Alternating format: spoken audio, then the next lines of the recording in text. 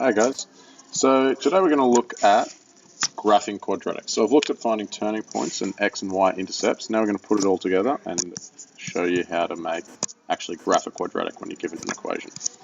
So when you're graphing a quadratic, there's basically three key points of interest that you need to graph for each graph. So first one is looking at the y-intercept, find the y-intercepts. Next you need to find the x-intercepts. And finally, you need to find the turning points. So these are all actually skills we've learned in previous exercises. So let's go with the example. Run through an example because that's the easiest way to do this. Graph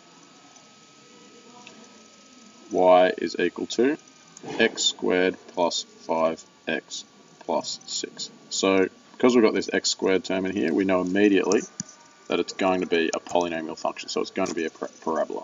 So first thing you can do, and the easiest thing, is to find the y-axis intercept. So y-intercept is always when x is equal to 0. So therefore, y is equal to 0 squared plus 5 outside of 0 plus 6. Just substituting back into this equation here.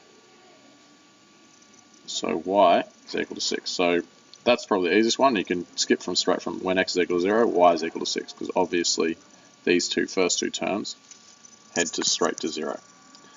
Okay, so now we know that the graph cuts the y-axis at 6. Next point, got the x-axis intercepts. So x-intercepts when y is equal to 0. So now you've got x squared plus 5x plus 6 is equal to 0. So from our previous work, we know that we can factorize this to find what values of x satisfy this equation. So what makes it equal to 0. So we can factorize. So what adds to give 5 multiplies to give 6? 2 and 3. So we've got x plus 2, x plus 3 is equal to 0.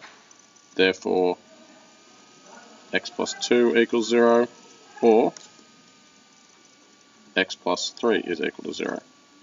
So x is equal to minus 2 or minus 3, which means it cuts the x-axis at 2 points there. So it cuts the x-axis at -2 and -3. So now we've got a bit more information there.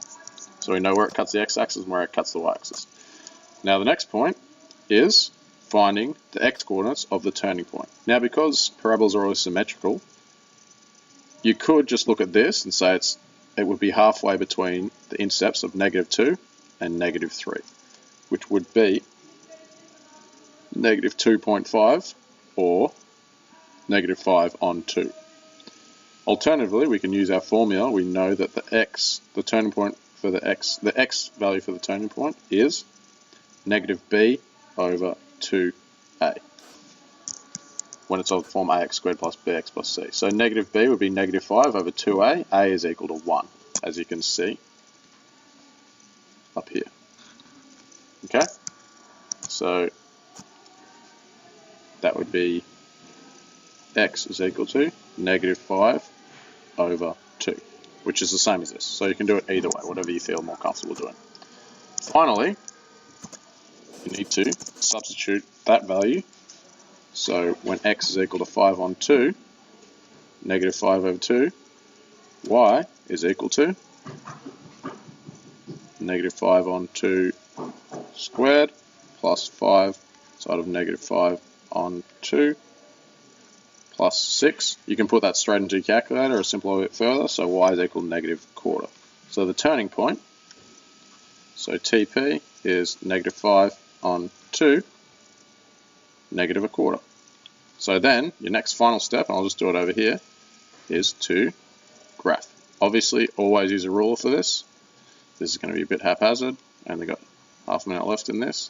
So you know the y coordinate is y is equal to 6. So you draw a dot there. Your x-intercepts are at -2 and sorry, that wouldn't be right. So that'd be -2. This would be -3. And you know it's a positive parabola because the x